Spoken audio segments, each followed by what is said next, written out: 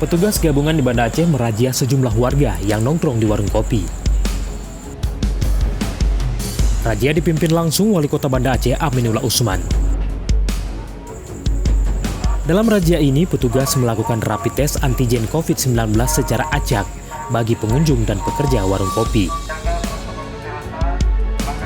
Wali Kota Banda Aceh Aminullah Usman mengatakan razia malam hari tersebut dilakukan untuk mendeteksi warga yang terjangkit COVID-19.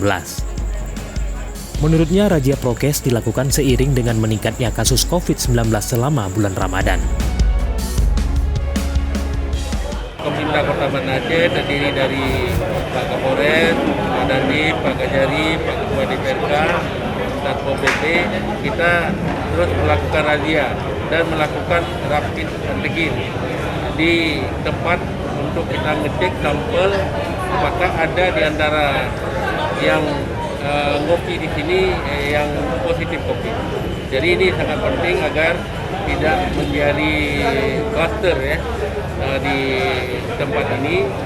Yang kita harapkan tidak hanya kita bisa menahan angka yang sudah saat ini sangat tinggi, tetapi tugas kami ini sebagai satgas daripada COVID adalah menurunkan angka COVID di Kota Banda Aceh agar kita bisa beraktivitas seperti biasa lagi.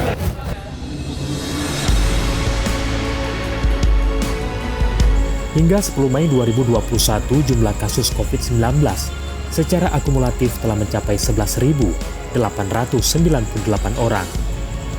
Para penyintas yang sembuh dari COVID-19 sebanyak 10.119 orang. Pasien masih dirawat 1.300 orang dan penderita yang meninggal dunia sudah mencapai 479 orang.